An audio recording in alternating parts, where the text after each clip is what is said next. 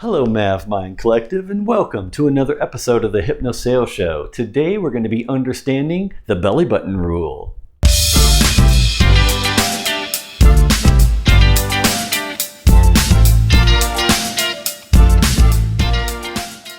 So if you've been following me, you know the MavMind method is all about the subconscious and how we sell our ideas to each other subconsciously, how we communicate subconsciously, as well as what we say verbally and externally with our voice, and how we can say things on one level and then also say things maybe on a subconscious level at the same time, known as hypnotic language. And I talk about it in a lot of my videos on this channel and in this podcast. And today we're going to talk about the belly button rule, because when I learned about this, I started applying it as much as possible in order to figure out how to communicate better with my prospects, my clients, with my team, my boss, even my direct reports. I'm always looking for new ways to find indicators that the subconscious could be communicating to me from other people that maybe I'm not aware of, but I want to become aware of it and I want to look for it. So I can then, tailor my communication to be congruent with how they're communicating with me. The more congruent I can be with the communications between myself and other people, the more effective my communication is, and the more receptive they are and the more rapport they have with me, because I make it easy for them to listen to me and I make it easy to understand and listen to them, because I'm listening for their subconscious signals as much as their verbal signals, if that makes sense. Okay, so the belly button rule, what this is it's basically, in a nutshell, wherever someone's belly button is facing, that's an indicator subconsciously of how they're really feeling or what they're really wanting to say.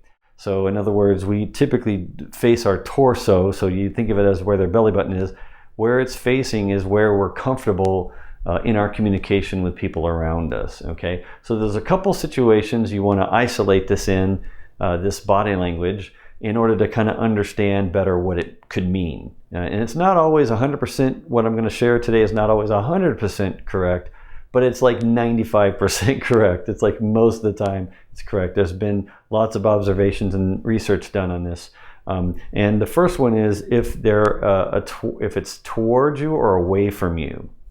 Okay, so in other words, if someone's belly button is facing you when they're talking to you, versus if their belly button is away from you, maybe to the side, where they have to like talk over their shoulder to you, that's going to be an indication of their comfort level. So the farther away from you it is, the more uncomfortable they are, because most of us aren't. If we're not comfortable, we don't like facing people. We don't want to have our belly buttons facing them. Right? No matter what direction they are, we don't want to face them because we're not comfortable. So we're a little bit guarded, and we'll turn and we'll talk over our shoulder a little bit like that first. And then as we feel more comfortable, you'll see you'll see their belly button start to turn towards you, to where the more comfortable they are, the more directionally towards you they're facing. And their belly button is facing you versus away from you. Okay? So that's the first thing you want to kind of look for when you're standing with someone or talking with someone, is where are they facing, and can you see them over time start this way to the left or right, and then slowly as they're talking with you, they'll face you like that.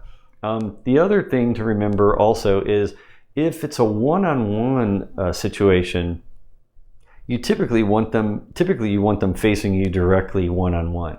And if you see two people facing each other directly in a setting where maybe you could approach them, you could walk up to them, but you see them facing each other and both their belly buttons are facing each other directly, typically that means don't approach them, right? They're having a very serious conversation because they're facing each other directly, and they're sort of like not open to anyone else approaching them. So so a one-on-one situation, you kind of also want to be like that when you're one-on-one with someone, when there's no one else around, or if people are around and they can approach, but you want to give off that signal like don't approach us, you're always naturally subconsciously going to face each other, and you're going to get close and face each other directly to kind of subconsciously send the signal to everyone else that, hey, we're having a private conversation here, don't approach us.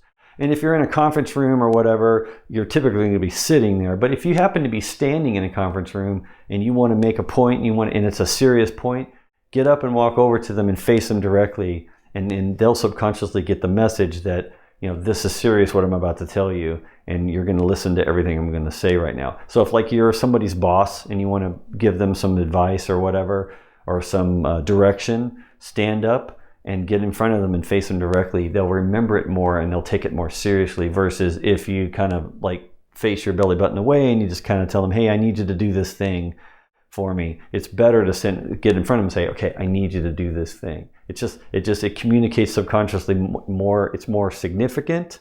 It's more intense. And if that's what you want, then you want to face your belly button towards them in that one-on-one situation. Now, if you're in a crowd, so they have it one-on-one versus a crowd, right? If you're in a crowd, probably don't want to do that unless you don't want other people to approach you, like I was saying earlier. Most people in a crowd, when meaning there's other people around that can come up and talk to you. Maybe it's a social setting, maybe it's a meeting, maybe you're all getting ready to go into a meeting and you're kind of hanging out outside the conference room or something. Typically, you kind of want your belly button to be like a 3/4 of the way or a 1/4 of the way. You don't want to be totally away from them, but you don't want to be facing directly, because you want to make it to where we're open for other people to come up and talk to us. We're talking, and I'm kind of talking over my shoulder to this person. They're talking over their shoulder to me like this, but our belly buttons are sort of crisscrossed like an X, like we're sort of facing each other, but off to the side. Okay, and that means that we're open for other people to come up and approach us and start talking with us, and we'll bring them into the crowd, into the circle, and we'll start talking. And then our belly buttons are all going to be, no one's going to be facing anyone directly in that crowd. And if you notice that when you get 3 or 4 or 5 people in a crowd setting, a group setting, some people will they'll turn temporarily towards people, but they'll turn back and they'll just make sure their belly button is not facing any one person, unless they're more comfortable with one person out of the group. So if there's 3 or 4 of you and somebody keeps facing this person and they never face you, then that subconsciously that means their belly button is facing them. That means that they're more comfortable with this person than they are with you. And if they're facing you and they're talking to someone else over the shoulder, but they're always facing you when they're talking, even in a crowd, there's 4 or 5 other people, that means they're more comfortable with you than with some of the other people. So you can kind of tell by the belly button rule, you can kind of tell who they're comfortable with, who they're not as comfortable with, if they want to have a private conversation, or if they just want to talk to you only, or if they are open for other people to approach. And you can usually tell, like if you're meeting a prospect or client for the first time, you can approach that social setting and you can kind of figure out when they start to become comfortable, because they'll start eventually turning towards you in the crowd and eventually start talking with you and asking you questions and kind of moving their belly button away from everyone else. So anyway, the belly button rule is a really very powerful body language thing.